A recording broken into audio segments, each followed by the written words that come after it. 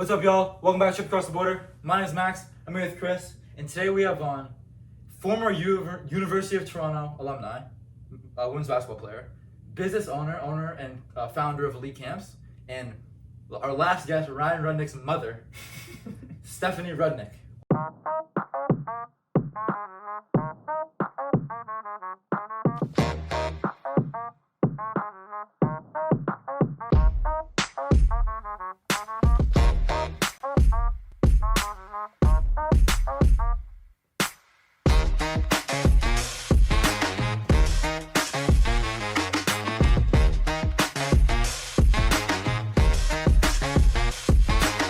Oh, it's like for like speaking better and shit? No!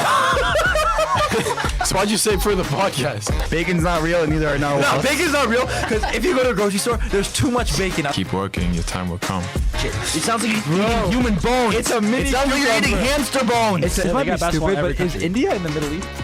I don't think so. Is it?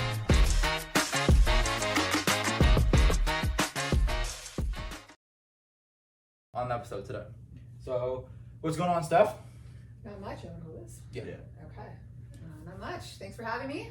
What is the day? So, what did you do today as a mother, B, business owner? Like, what is the day in life for you today as a retired basketball player?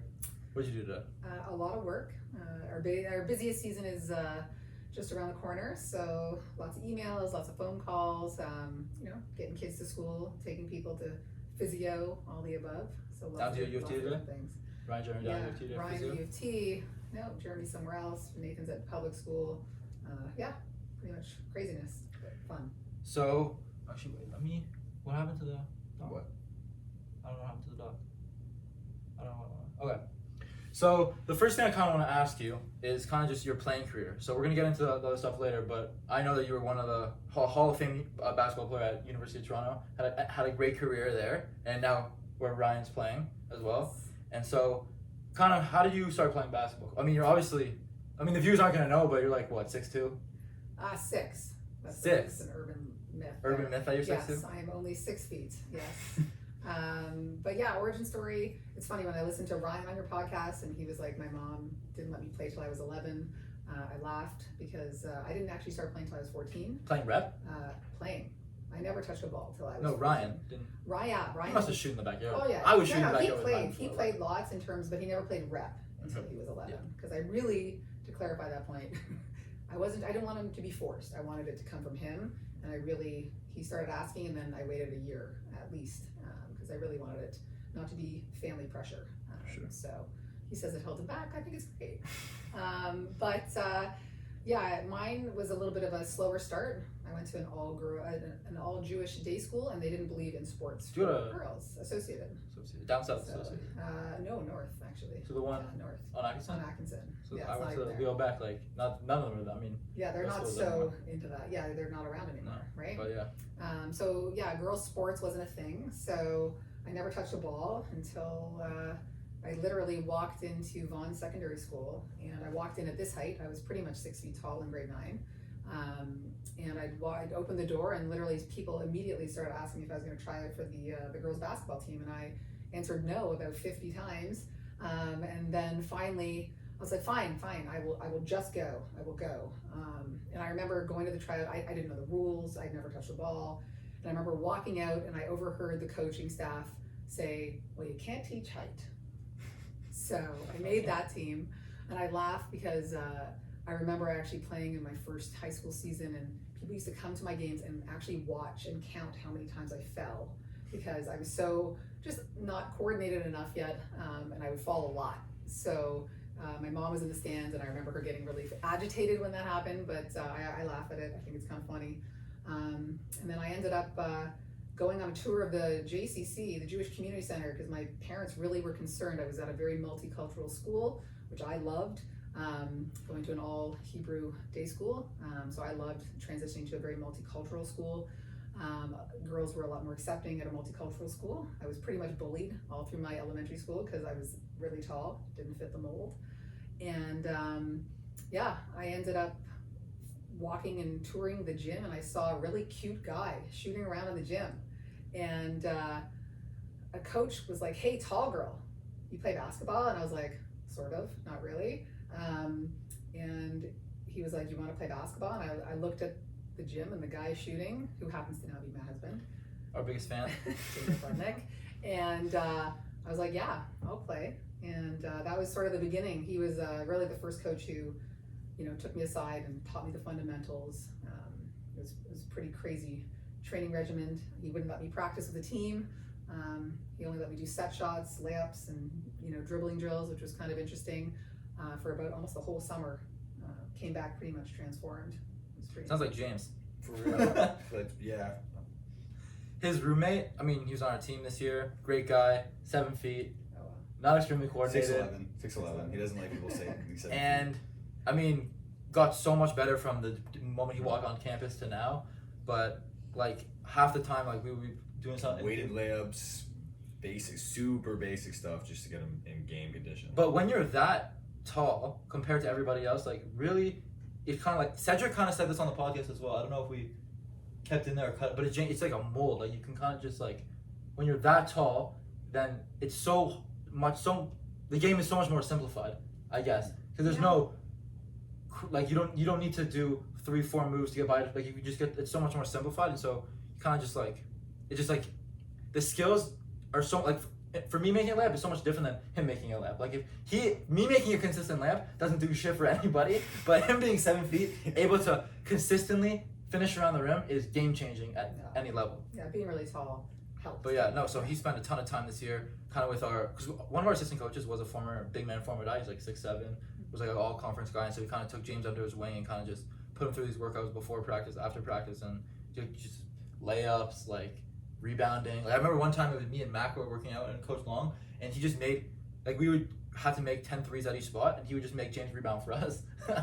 And simple stuff. But then after we had to change it, so James would get the ball and drops it, and we just have to hit him with a pad, and I would just try and block him, just try and meet him at the rim, and just like the simple stuff. But no, he got so much better. It's just kind of what it reminded me of. So you go in grade 9, not really playing. Talk about a little bit of the progression from grade 9, I guess tripping over your own feet multiple times a game, but then kind of like how'd you find, because obviously it's hard to like love when you're not like seeing much results from it. So when does that transition kind of come to where you start like loving the game and start to like putting your life into it? Because you don't go from tripping over your own feet in grade 9 to 4 years later playing college basketball by just like luck or by just playing. Like you have to like obsess over it, especially in that little amount of time, like 4 or 5 years, like to get to that level. So how did talk a little bit about your progression, and then kind of like when you found love with it? Well, I think that grade 9 summer was really interesting. I think it transformed, my entire life. I know it did. It basically gave me everything that I have now. I think when you're so low self-esteem, like I used to walk with my shoulders rounded, I tried to be small. And then, when I found basketball, and what I really love about sport is that, you are given a skill, you're shown how to do it, and then it's kind of up to you how much work you want to put in.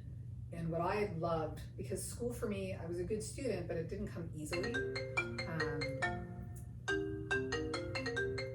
Should have put that source line. I think for basketball, what I loved about it was that, you could learn a skill, practice it, and get better. And I could see results immediately. I didn't need somebody to grade me. I could tell if I could, become a better shooter.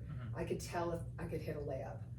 I could tell if I was rebounding. And for me, the learning curve was fast because I was I didn't know it at the time, an obsessive compulsive person. So I became addicted to that feeling of the ball going through the net.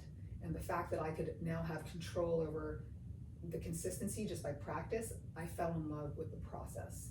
And I fell in love with the control of being able to, motivate myself to do it. I needed no one else. As soon as I maybe hit my first bucket, I could see that just with a little bit of practice, I could get better, and I just went nuts. That's the most important thing. It's crazy. You can't teach that. You can't teach that in somebody. We've talked about that so much, like even Coach Hack. Pretty much every good player we've had on here, especially Coach Hack, has talked about how you need to be obsessive compulsive about the game in order to progress, and he was possibly the most obsessive compulsive basketballer I've ever met in my life. And he preached that, and you said that you can't teach that. Yeah, you can't force a kid to do it. No, I see, in my business, I see thousands and thousands of kids, and you can't.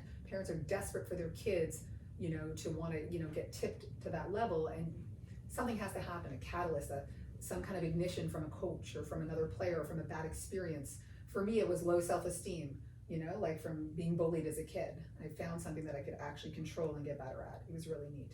Basketball is also like, it can give you so much confidence in life as well.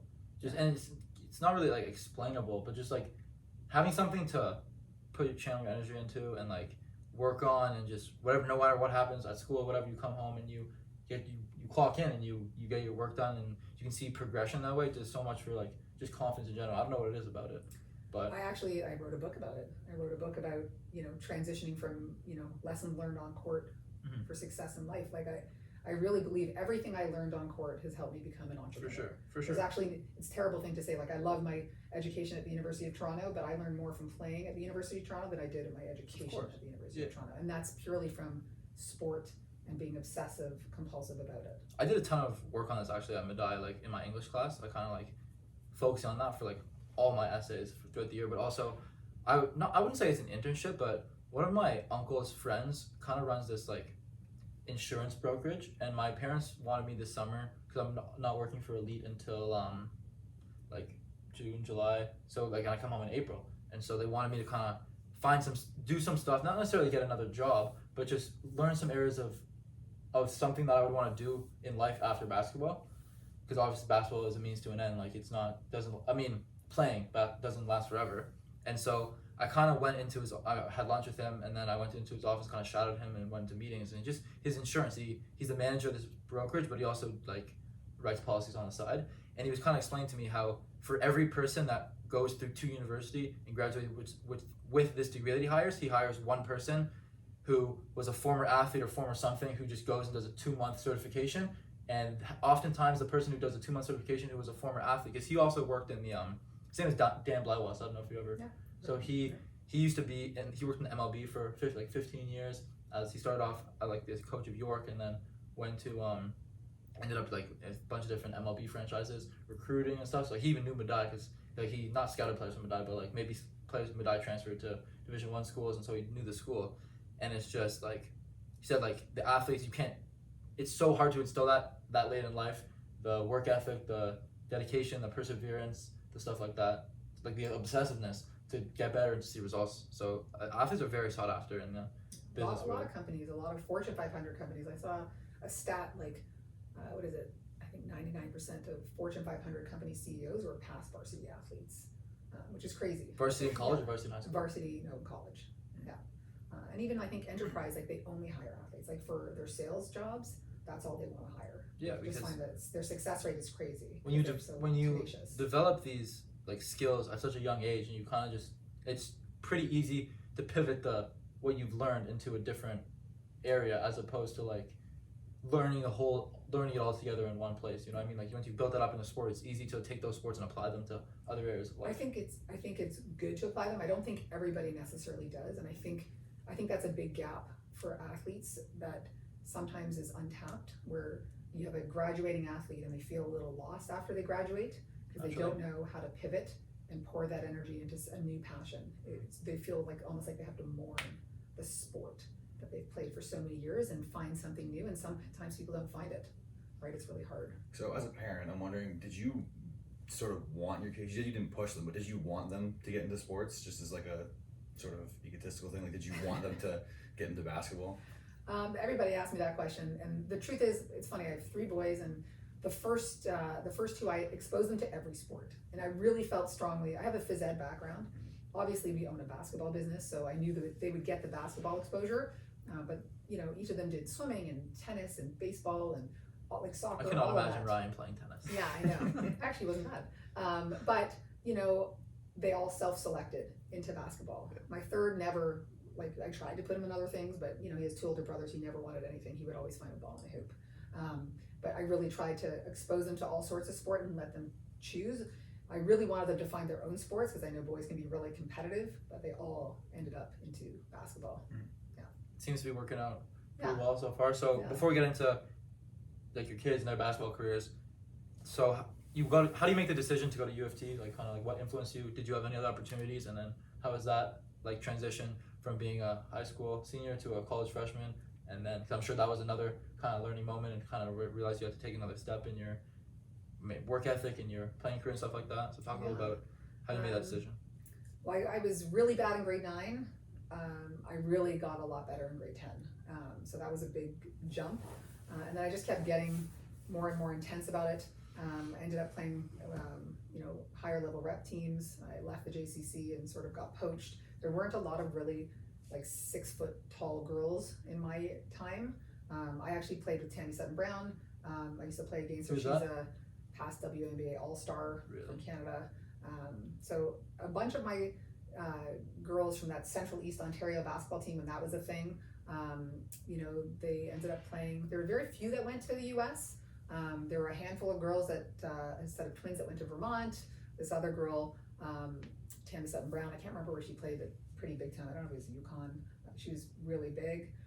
She was 6'4", probably the biggest girl I ever played with. Played with or against? Or both? Both. But at that time, it wasn't something a lot of girls did, which was go across the border. I remember when I was in high school, I started getting letters of interest, and my parents were like, "Nope, absolutely not." It was a no. It was like a hard no. Do you remember what schools? You're not Is there any leaving. like? I have a box in my basement. Actually, I thought I was going to dig it out, but I didn't. I think Southern Methodist or the Buffalo, but they were all just interest. I never responded. My parents were just a hard no. I thought I was going to go, to Western. I ended up playing for a rep coach that was the assistant at U of T. So I ended up being recruited to Laurentian. It was pretty neat.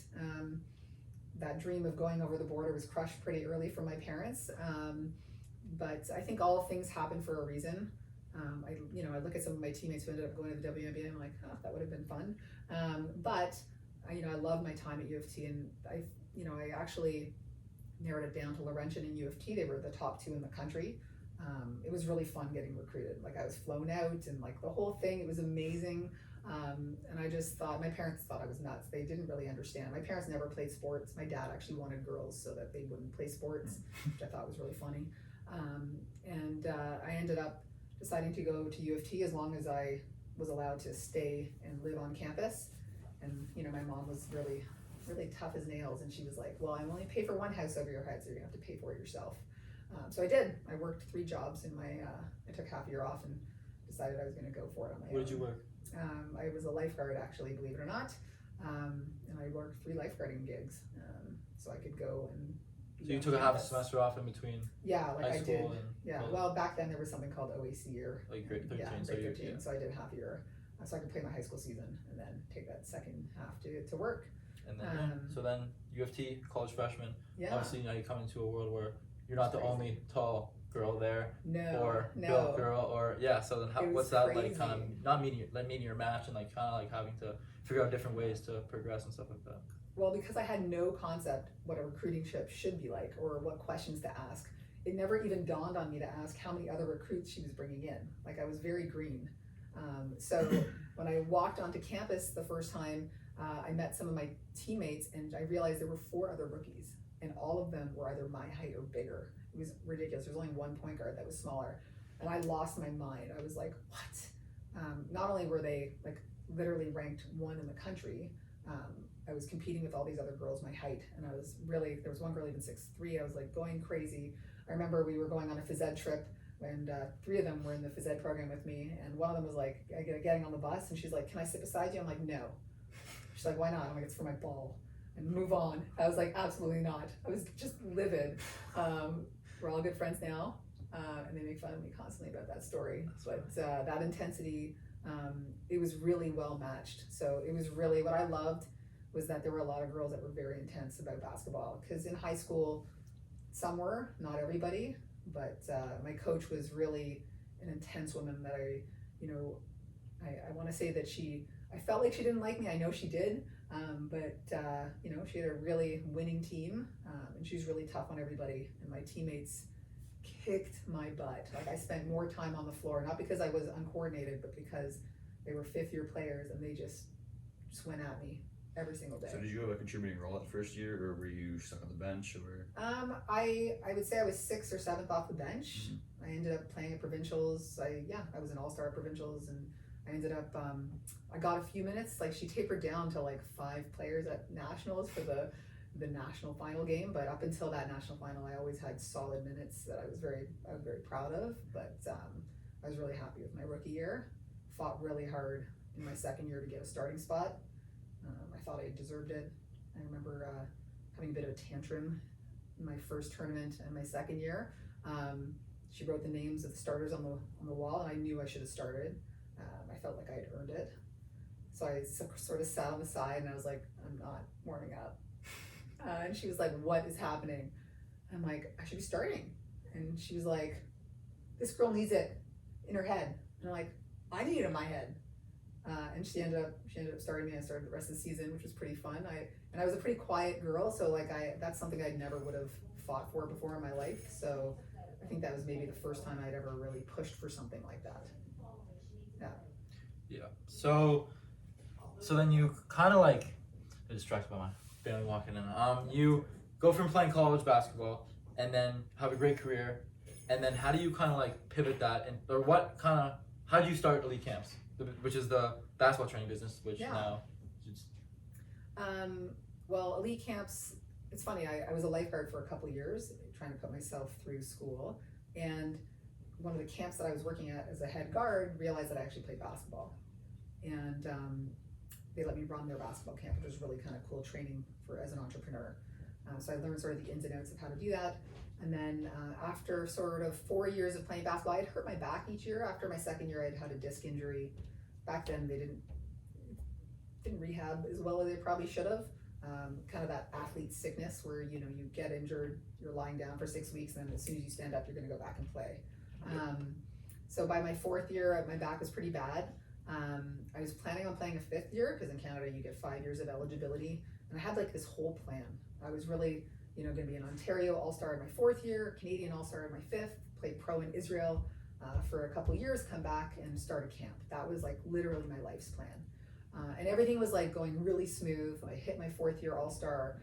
My fifth year I was like in the politics, but at the end of my fourth year, my dad was diagnosed with cancer, and that was kind of a big blow. You know, he was diagnosed in was it May, and he had died in July. So it was a really fast acting cancer. In that time, I ended up, you know, I moved home obviously right away, and you know, hung out with him, and I leaned over, gave him a kiss, and threw my back out, like exponentially crazy back injury. And it's funny, he ended up taking care of me for about a month, which was kind of nice to spend the time with him. And I found out kind of, you know, my back was at a point where it was like, you could continue playing and risk needing some surgery or just stop. You know, when my dad died, I kind of lost the heart for that, to be honest with you. It was a hard time to lose probably one of the most influential people in my life. And then also to have a double blow of having to face the fact that my basketball career was now over. And I was a little bit lost for about a month and a half. And then a good friend of mine, you know, turned to me and was like, well, why don't you just start your basketball business? Of course I start crying. I'm like, I'm just a phys ed student. What do I know about starting a business? And he's like, you know how to run camps. He's like, you know, he's studying to be a lawyer. He's like, let's go to Grand and Toy. We'll get incorporation papers, and we'll just, you know, you'll do it. So I did, and I literally, you know, made a brochure in my bedroom, foldable, you know, and I was such a cocky athlete at the time. You know, I walked into Nike and told them I had a meeting with their marketing guy. I walked in and ended up getting a sponsorship of all my shirts. It's crazy how basketball, you go from like walking down with your shoulders in high school up to now marching into Nike. Marching into Nike. Yeah, it was kind of fun. Same thing I did with Spalding, getting a Spalding sponsorship. So I definitely used, you know, some of that athletic strut that I had developed over the course of playing at U of T to open some doors, which was really neat. But yeah, I ended up coming up with a name for the camp. And how did that come about? I was on a walk with Dave, my husband, and I was trying to think of a name of a camp that, just in case my kids wanted to play other sports, I could use, you know, elite baseball camp, elite tennis camp. So came up with the word elite, which is funny because we're more of a grassroots program, not so much an elite program, but elite in our culture, which we can get into. But yeah, so literally I took out one ad, and then I did something illegal. I solicited business. I didn't know it at the time it was illegal. I went to a community center, JCC, and decided to run camp there, and I would go to parking lots of different Jewish day schools because I had done some research about a time that was sort of an untapped market. So Passover break. I was about to say that. Yeah, Passover break, nobody was running camp, so I was it's like, I'm gonna like slip there. It's like it's the March break, but for all the Jewish day schools, because They had no programs. 2 or 3 weeks after, not a lot of mainstream programs run. Yeah. So I literally went on all the windows of the cars and handed them my flyer. That's illegal? I think it's called solicitation, yeah. Like, you're not allowed to... You're just not allowed to solicit business outside of somebody else's business. Okay. Apparently. But ignorance is bliss, did it. Filled my first camp, hired all my teammates, the men's team and the women's team, because my dad had just passed. They pretty much rallied around me, which was really kind of beautiful. And yeah, I always like to say I've never had to work a real job since. I get to run camps forever. It's kind of neat. That's awesome. And then so you start running the camps, and how does it kind of like turn from like this is a cool 2 weeks, awesome, made some money, then how do you pivot from that? I never said I made money. Or there was a seed that was planted for a future vision, and how do you kind of, what are the steps to like, I mean, I guess, what did you do and what are the steps to make a successful business? Right. I think the same thing that made me a successful athlete. So really, just like as an athlete, you start off kind of weak, and you don't know a lot. You look for mentors, you work hard, and literally I became I pivoted my passion. I transferred my passion into my sport. I don't really believe that you have room to be that obsessed and that relentless at your pursuit of a goal for more than one. I agree. So I love the book Relentless by Tim Grover, and how he talks about Kobe and Michael Jordan, and talks about how they're relentless in the way they are, their deep, dark obsession. And I really feel like I transferred all of that passion into my business, and there was no work hours. They were all work hours. And that is, some say a little bit wrong and not great for life balance, but I don't know anything else. That's just part of who I am. Every project I take on like that, whether it was writing my book, whether it was my business, that's just how I operate. So what was the next camp after the first Passover break camp? I took another research sort of stint and looked at the last 2 weeks before school. Those were also untapped. So I did that for a bit. So in the summer? Yeah, in the summertime. And then I kind of was like, again, a cocky athlete. I drove around and I walked into Crescent School, which is like a private school in Toronto. And I sort of, bullied my way into the headmaster's office and was like, I have a business idea and I'd like to run my business out of your school. And he just kind of loved my story. I shared, I got really personal as to what was going on in my life. And he was like, I like it. And now I'm working at Crescent next week. That's right. Yeah, it's been like 22 years at Crescent. He retired, and he was a great mentor for me for a long time. But yeah, it grew and grew. And really, it's funny, other entrepreneurs who are starting basketball businesses, half of which, worked for my company and have started their own, they ask, like, how did you do it? I go, just, I didn't make money, first of all, for the first 5 years. I just kept pouring it back into the business. Did you do any extra work or have a second job to support that? Yeah, absolutely. What did you do? Did you keep lifeguarding or? No, I actually worked for another female entrepreneur who ran a charity called Jane Roos. Okay. She was actually a really interesting woman who raised money for Olympic athletes. So she would, do fundraising and all sorts of events. So I got to I was her assistant, to be honest, for a year or two, which was really, really, really interesting. Probably a lot of valuable lessons. I did. I got to see her have some, what she would call work-life balance, but not. So I'm assuming you didn't get to do it for the money, because I've been listening to a lot of business podcasts for like the last 3 years of my life, and one of the main things I always hear in podcasts is that if you're going to start a business and you're doing it strictly for the money, you're not going to succeed. So I'm assuming you didn't do it for the money, you're doing it for some specific purpose or goal, and I'm wondering what that purpose or goal was. I think for me, I became obsessed with, that feeling of being able to create my own success through hard work. And I always wanted to give that to kids, because it was such a big part of building my own self-confidence and getting through school and achieving my own goals. Like I just became so obsessed with it, kind of like sport. I couldn't think of anything else to do. My parents wanted me to be a doctor. That didn't really work out. At U of T, I kind of got weeded out of the science program, studied really hard and couldn't, I got 32% on my first bio exam. I'm like, guess I'm not going to be a doctor, Mom. And I studied. So yeah, I think, just understanding what I loved and really, making money for me wasn't big. And it's easy to say that. I mean, I was dating David, who's now my husband, and he was working a corporate job. At the 5-year mark, he's like, you might want to start thinking, looking at your budget, making sure you're making some money. You're working really hard. So we rejigged some things. Keep in mind, I had not one business course. It's a pretty good Dave impression, actually. Yeah. Yeah, but like, you know, I didn't have any business background. So there was a steep learning curve. Like I remember in my first couple of years, I didn't do my taxes right. I didn't even charge HST by accident, right? Like, Don't even know what that is. yeah, exactly. I'm All the a payroll business deductions, all the payroll deductions were wrong. So like there was a steep learning curve, you know, so I think, you know, I learned as I went. I definitely grew as a leader. I definitely did not know how to lead when I first started. I was actually super quiet and introverted. Like I was not team captain when I was playing. I was definitely not a leader on my team.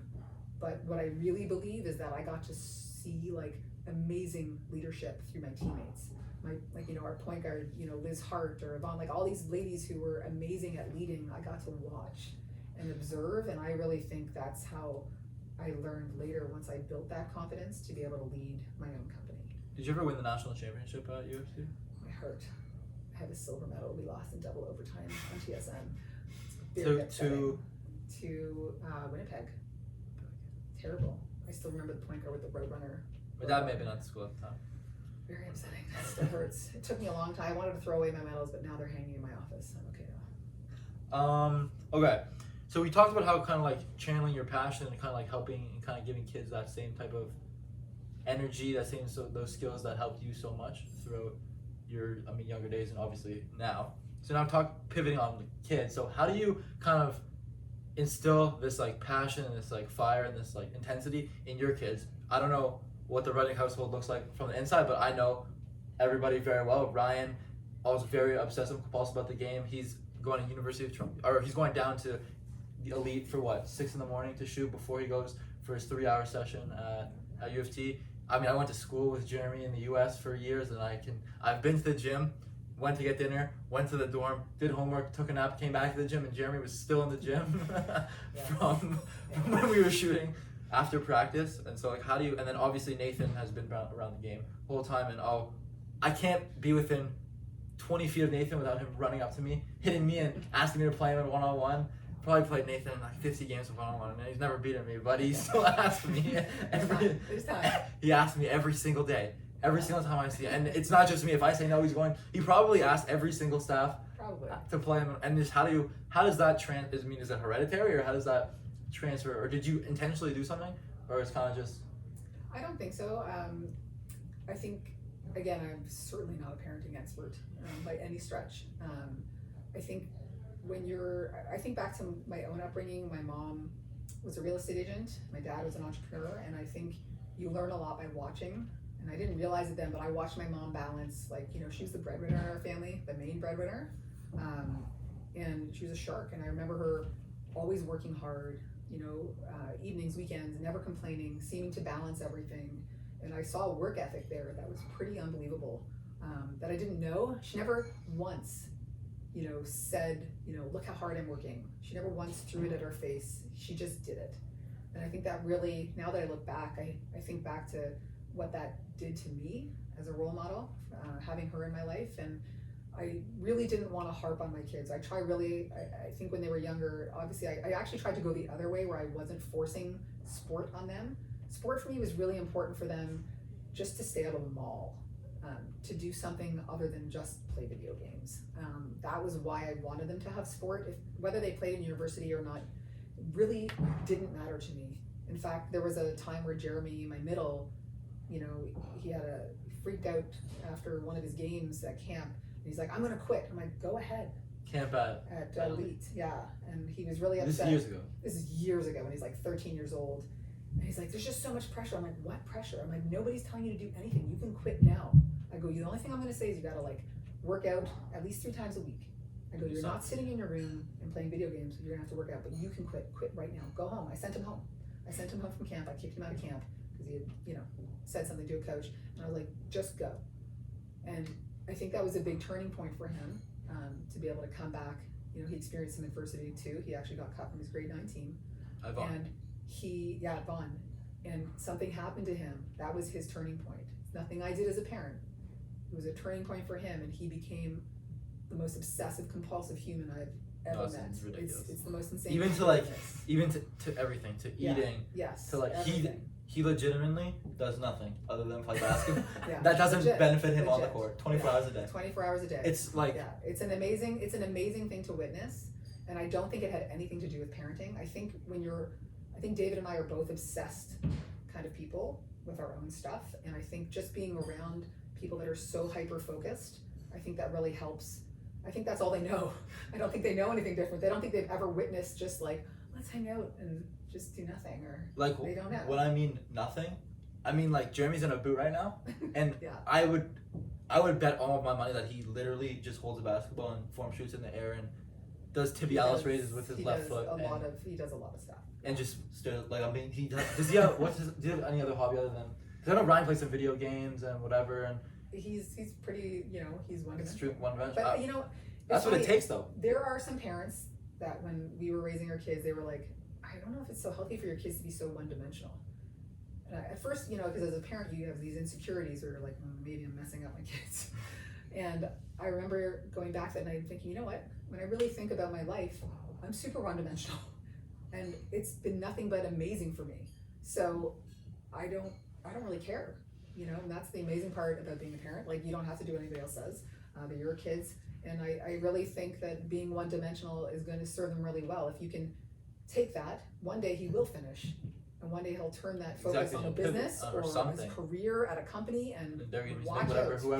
whoever's extremely proud. I do not worry about those kids, For because sure. they're good. They've got the work ethic. And I think that's what the big thing is. As an employer, I see not every athlete is, the same.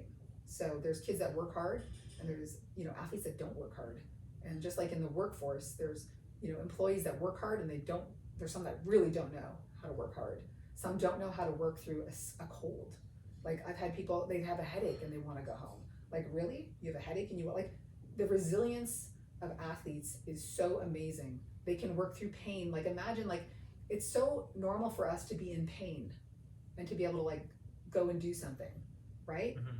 It's not normal for a lot of people to be able to work through something like that. It just throws their whole world off. Like, a paper cut can mess their whole day up. And adversity is not something that, most people come equipped with handling, especially if they're just students. They might be equipped with handling a low grade, but they won't be able to handle anything else happening in their life, like politics, team politics. Imagine how much experience you guys have just dealing with coaches, dealing with players you don't like. Think in the working world, you work with people that are not cool and not nice and don't work hard and are just not good people. And we've had so much experience. I'm sure you could think of, as I mention these people, all these teammates that you have that are total douchebags, 100%. right? That are not putting in the work, they don't care, they're not contributing, or they're poisonous on their team, right? So that's kind of where you're getting that experience, and you don't even know it. I love sport for that. Maybe you need to have a conversation with my mother, because I would love to have a conversation with you. because she's always like, basketball is great and all, but it doesn't, you need to be doing other stuff and shit. But it's also very natural for because I'm extremely one-dimensional. I only do one thing, and it's right now, especially the months between between school and then working at Elite. Wake up, go to JC, shoot, come, either go out for lunch. Me and Alex will go out for lunch, or come back, chill, sleep, watch the TV, wake up, either go lift, and then maybe go shoot outside again, come back in, eat dinner, stretch, and go to bed. You're definitely living the dream right now. Oh, right now, 100%. Right now, but I'm telling you, I wrote a book, literally 101 life lessons. I want to get into that. Yeah, I will sit down with your mother and tell her, everything that you're experiencing in sport is actually going to make you a really successful human. Yeah, because one of the things also, going to a small, we both just played for a small Division 3 school. I'm going on to play for another small Division 3 school, and my mom's kind of worried about, and we've had this conversation about, how I'm going to be looked towards an employer as because I'm not graduating with a Western degree or with a Laurier degree, and I try, and I'm starting now to understand how the path that I'm going through I don't want to say more benefit, but it's the skills I'm learning. You can't teach that. You can't learn that as a Western student in whatever in the classroom. You can't learn that. So my argument is you have to be able to. Sure, maybe that degree isn't as coveted as a Western degree, but whatever that means. But saying that, as an employee, when you're getting interviewed, you need to bring what's happening in your resume to the forefront. You need to explain, my school got shut down. I pivoted. I'm a tenacious person. I chased my goal. You know how hard it is to get another opportunity at another school? Especially after not playing, getting hurt. When I heard what happened, I literally told your mom when I saw her that this is going to make you an incredibly resilient human. For sure. And that this is only going to help you in your future. And that all this pain that you go through, like nobody wishes their kid pain and suffering. But at the same time, it's awesome for you. And I'm actually like, look at you. Like, you think other kids can figure that stuff out? That's what I said. My mom's always Did your like, mom have to call the coach for you? Or did you Hell call no. the coach? Did you look, did your mom research the school or did you reach the school? no, I did it all. Okay, so like, exactly. Like, no, but seriously, like when you go to an employer, when there's a problem, that's Exactly. how you can tell your employer, like, when there's a problem, I'm gonna find a solution. Yeah. Because I'm used to finding solutions. It's also like I explained to my mom, okay, now this person graduated from McGill, you have a great degree, and now I No life graduated from experience. whatever, and I'm now we're in the same interview with the same person. Who's gonna get like I feel like I'm more coveted, more experienced, more You need to be able to articulate that. exactly to get the You job. need to know the life lessons that you've learned to For be sure. able to share that with your future boss. That's sure. what you need to learn. 100%. Yeah. And then, so you talked a little bit earlier about going to this, or not the lack of going to the States, but now you've had both your kids play basketball in the States, or Ryan played in high school in the States, now he's playing for U of T. Jeremy is playing in the States right now, has been for the last few years, and hopefully going to continue to play in the States at a Division I school. Nathan, I'm sure, will spend some time in the U.S., and so how does that, like, it's obviously scary as a parent that your kid go to a different country, kind of away from home, especially like early. Like Ryan left home to going into grade 12, Yeah. and then but Jeremy left going into grade 10. Yeah. Jeremy was a baby, Jeremy's baby. and like obviously your parents didn't let you do that, and so it's obviously scary. So how do you kind of like handle that, and how do you kind of feel about that, and that whole? I think COVID jettisoned us into something that, you know, would have happened had COVID not happened. Maybe. I mean, I think because my parents did not allow me to do something like that, I was really passionate about making sure that I wasn't, because I wanted them at home. I didn't want that to affect, you know, their dreams. Like I've always chased my dreams, so I really felt strongly that they should be able to chase theirs, and I would support that as best I could. I also really believe that, you know, basketball can take you a lot of places that you might not be able to have gotten to without. And I think, you know, when I look at, you know, my two older boys, you know, they got a great education. Not that the stuff here isn't great. We've always gone to public school. You know, both of them are getting a private school education right now, which seems to be pretty awesome, For sure. to be honest. And they're getting crazy worldly experience, and the confidence that I see in them now is insane. Like they went as boys, they came back as men. They travel on their own. They take care of their laundry. They're organizing their schedule. I can't tell you the kinds of, you know, when people are applying for jobs, those are skills that you just don't get at home, you know? So I think it's a really interesting phenomenon that was scary as a parent to trust your kids to go out, you know, into the world. But the return on investment has been pretty awesome. We're lucky, like financially, they were able to secure some pretty good scholarship money, which is amazing. And I hope, like I've never put the pressure on them to get a D1 scholarship. It'd be nice, but I really just want them to go somewhere where they can build more confidence and learn more and achieve whatever level they want. If they were to call me right now and say, I'm done, I'd be like, great, you're not in the mall and you're on your way, you know? So I think sometimes doing it in reverse, like Jeremy is really, really smart. And I think maybe wanting to go to like a little Ivy or an Ivy League school, like maybe not a D1 school, which is great, but Maybe like a Williams or Amherst, MIT or an Amherst, like who knows, like a really good academic school, he'll use basketball to get somewhere where he may not have gotten to without. For sure. So I think that's a really interesting thing to do as a young man. I agree. Well, do you have any because you were in the States for 1 year, kind of. Yep. So, I mean, it's just weird, like, because my parents, both of them didn't play sports. but also you lived on your own for one. Like, how does that transition? You know what I mean? I mean, I can kind of see it because of my friend groups. Like, none of them have gone away to school, and none of them had to do the stuff that I've had to do, and it's sort of like there's like a gap that's being bridged as we speak, like between me and some of the people who stayed around that hometown area, and I'm sort of starting to see myself want to gravitate more towards newer experiences and different environments and stuff, and it's a weird sort of transition to have to mentally get yourself ready for it, because like we're gonna maybe go to wherever you're gonna end up going. I'm gonna travel again, and I'm sort of craving a much different life path in there, and it's very odd to try and balance, like not completely leaving them behind, but also not limiting my growth as a human. You know, I love that comment. It's funny. There was a time, you know, well into having kids, and I had, you know, a successful business, and I started writing books. And some of my friends were just like, why do you keep having to do stuff? Like, why are you doing more? I'm like, I'm passionate about it. Like, I want to do stuff. And I started pulling away from some people because it started feeling like, one, like I felt like an alien compared to them, to be honest. I just felt like not that I didn't like them, it's just they didn't understand me. People. And, yeah, like I had to find my people. I actually ended up finding like an entrepreneurial organization where we actually connect. And like, what's it called? it's EO, literally entrepreneurial Organization. And like they're my tribe.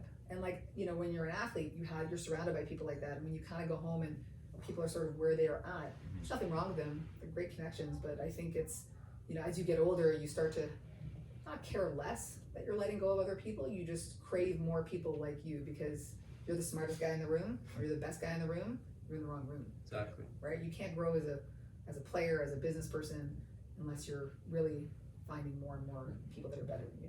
That's kind of something that I sat down with Hack at the end of the year, and he kind of said like he wants me for now. I mean, obviously it's not happening anymore, but like to make a jump next year. But this summer, like he wants me to be the worst player in the gyms that I'm playing in. He's like, how are you gonna do that? Yeah. And I'm thinking, I'm like, well, hopefully I'm gonna play in this UFT summer league. I'm gonna figure out how I'm not gonna do that. But whatever ended up being, Amde told me kind of like, I don't want to say he made the free agent teams for me, but he made for people like me looking for the same thing.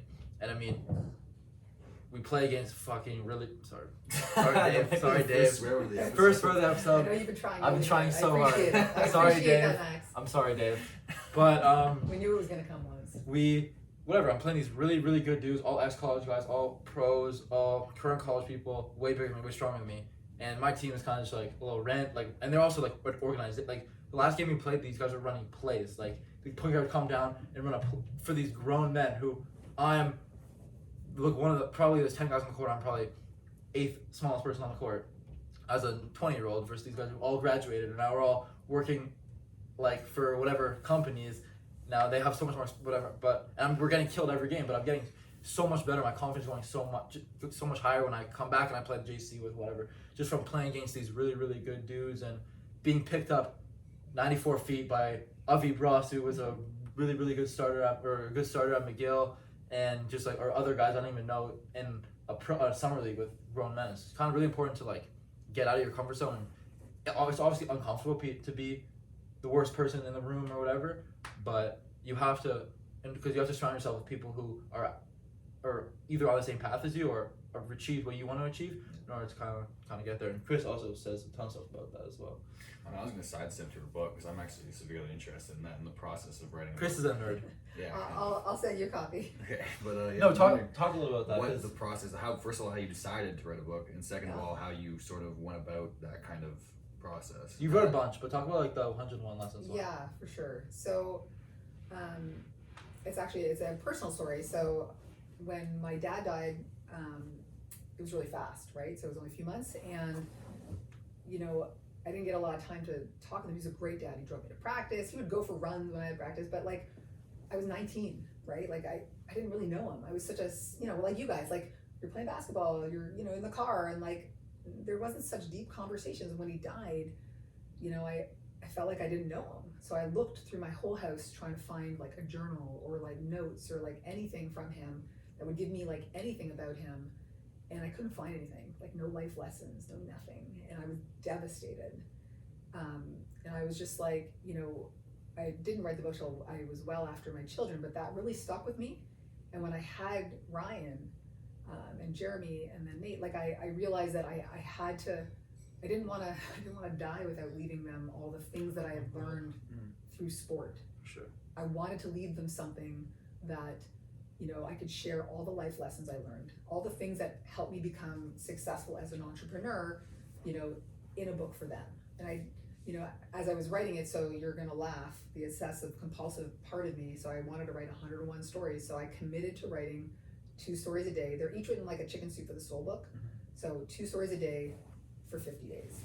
and each story took about an hour and a half. My day did not end until those 2 stories were written. So I would and I had a full-time, like my job, my business was growing, but I would wake up at 5 and I would write a story, and I would like work, and then I would take a break and I would write a it. And I did it in 50 days. I wrote it, I had an editor, he took a lot longer to edit. Can't rush the editor. But that's how I wrote that book. So before we wrap it up, I think we're going first. We had a great conversation, but this is kind of like the last question that we ask all of our guests before, and it kind of just is perfect with the top of the book. Can you give us 3 lessons from the book for life, and then 3 lessons? So if you're a young basketball player, you want to play in college, you want to kind of get into the game, to take your game to the next level, 3 lessons basketball-wise, and then 3 lessons life. Well, I think they're connected, but yes, I will try. Okay. Try my best for you. I think it's funny because our theme for my overnight camp this summer is failing forward. I watched that video too. Yeah, and I really believe in that. I believe that sport offers athletes a chance to have micro failures, big failures, and like little tiny ones that I call micro failures every single day. That's why I think sport is so great for kids, because if parents are smart enough not to be so stressed about failing, and just let their kids try and fail, they're really setting them up for success later. Because if you are willing to try something new and fail at it and be embarrassed, like think about the first time you picked up a basketball and it bounced off your knee. How many times did that happen before you actually mastered dribbling a ball, right? You're looking around the gym like, who's watching? The reality is no one's really watching, right? Only you, and you feel terrible about it. But after practice, you get better, right? Without those micro failures, you can't get forward. And just like you, Max, when you're playing in this league where you're feeling really uncomfortable, the willingness to step into failure and to be able to be vulnerable will allow you to grow and get better. And that is, to me, like one of the best gifts sport can ever give anybody. For sure. Yeah, whether you're 10 or 20. But I started off, like, I'm trying to think, the first game, I mean, I had 40, but it started off not well. Like, probably the first half, we played a pretty good team. Oh no, we didn't play a great team, but I started off, like, I probably was like 0 for 8 from 3 in the first half, and I had whatever, I had 12 points, and then kind of just like second half, and then I ended up with like 40, and it's kind of like figuring it out on the fly and whatever, starting off and not losing confidence when I'm missing a few shots and whatever, and end up kind of picking yourself back up and maintaining, kind of keeping an even keel. And so it's been really good for me to kind of be able to bounce back. I had 1 or 2 not great games. I've had a few really, really, really good games, and kind of just like good to like remain even keel and just kind of learn and figure out new challenges as well. How to get around bigger people, finishing the paint versus taller people, score on the wing versus longer people, and it's kind of like it's definitely good. Yeah. So that's 1. That's 1. You give us 3. You give us 3. Right. 3 life and basketball 3 combined. life and basketball combined. That's all I really know, Max. The combined. I definitely. So it's interesting. I broke the book up into 4 different sections: the good, the bad. 4 quarters. Yeah, 4. I actually call it the 4 quarters: the good, the bad, the ugly, and the amazing. And what's funny is it was so easy to write the bad and the ugly of sport. All those lessons, like, so if I think about another life lesson is, being able to work with people that you don't like, like a coach that doesn't like you. I remember that. It was really tough. And finding a way to be successful in spite of, or because of, it doesn't matter. Being able to find success in an unoptimal condition is something that is a huge life lesson. That's worded very, very, very well. It's like, I think that's maybe like the most important thing of like or sport that can translate to life is like how to find success, and like, because there's obviously, it's never gonna be like, look at the position that we were kind of put in, probably the least optimal thing, but it's like, okay, how are you gonna pivot from that and find success in this non-optimal? And then I think like the pathway from finding success and the lessons you learn along the way through that like period of being in an unoptimal position and then finding success in that teaches you so much. Yes. And it makes the next unoptimal situation that you have to find success out of easier to handle and easier to climb that challenge. I feel like, honestly, like Madai closing was way, way, way easier for me to handle. Obviously it was difficult, but it was way easier to handle from playing basketball and from not like failing, but I was just going through these challenges over and over and over again, and like kind of like figuring a way to climb and figuring out how to have success in an optimal position to make this. It was like, okay, I remember exactly what happened. I was at this eye doctor appointment. I came home like, okay, well, step 1 is collect all my highlights, make a highlight tape. Step 2 is draft an email. Step 3 is find schools I want to go to. Step 4 is email it out. I had a plan. I knew how to kind of tackle that. But also that came from, I had a very not easy recruiting process where it was very difficult, very hard. That was honestly, my first recruiting process was way harder on me than the second one. And it's kind of just, I think it worded very well. It kind of, it's really important to be able to try and build the skills in order to find success in optimal positions. Yeah, absolutely. And the third one? Ooh, third one. There's so many to choose from. I think when you have a goal, it's whatever it is, I think the crazier it sounds, it's probably something you should dig into a lot more. When people tell you there's no way you're going to play college basketball, if you let that defeat you, it's really, something that it's a habit that you're going to take with you forever. But for an athlete to be able to take that kind of negativity and that comment and turn it into fire and turn it into a goal that you then can't live without, to me, that is what drives every single project that I have. Is there's usually some kind of catalyst, and if you, in the moment, you don't realize it, but that becomes literally the burning fire that drives you towards that goal. If you can take that and use that in your career later, when somebody puts you down for a promotion or somebody doesn't hire you for that position, and you can then not self-wallow, but you can then turn that into a path. There you go, and like you just said, break it into smaller goals, and you just chase it till you crush it, and then you just go right by that person. It is like the best feeling, and it is something that it's a life skill that so few master, so few realize they have it in them. And the next time your mom has a conversation to you about the untransferable skills that she thinks you might be missing, I will tell her of all of the amazing things that you are learning that you might not even know, that will help you be like an incredibly successful person later in your life. Yeah, I'm not gonna lie, when she said that you can't play college basketball, like I had a little smile on my face. I'm not gonna lie, I love when people say that, dude. Like I absolutely, that just, Amy, I love when people say you can't. That's my favorite thing in the world. For sure. And that's also, I don't think that's teachable either. Yeah, it's not, and it's amazing to see how some people will take that and internalize it. And not all athletes are the same. Some people will take that and just walk away, right? It takes a certain kind of person, and I do believe, honestly, that entrepreneurs are the athletes of the business world. I really believe that. I think it's like the most amazing thing ever. Yeah. So if anybody that's an athlete wants to be an entrepreneur, you're like perfectly positioned and actually ready right out of college. And then before we kind of wrap it up, do you have any regrets? That's what we asked. Like, what's like one regret that you have? Maybe playing career, maybe business career, maybe something that you would have changed to. I don't know, just some sort of regret that you would have, and what you would do differently. What's funny is I don't think I have any regrets. Like I'm grateful for all the crap that happened, because it's funny. I just watched Into the Spider-Verse. The Flash, the movie The Flash. Right. They were just talking about, That's what Jeremy does. Huge Marvel fan. Yeah. Jeremy's a huge. We watched Marvel it last fan. night. It was awesome, but it was so dark, and they were trying to erase the fact that he lost his parents. Batman lost his parents, and I think about all the adversity.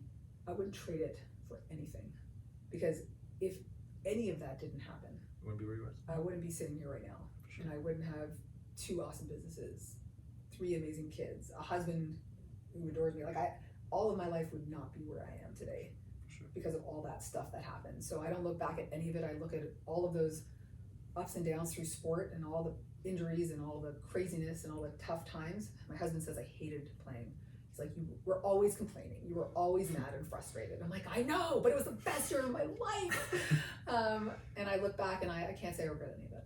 For sure. Yeah. Awesome. Well, thank you for coming on. Yes, of course. Thank you. Max, nice to meet Thank you. you. You guys are Thank you. positioned for greatness. Awesome. And that's it for Episode episode 30 something. Gonna come out within the next little bit, and subscribe to the YouTube at Shift Across the Border, Instagram at SATV_pod, and TikTok at Shift Across the Border, and we'll get you guys in the next episode.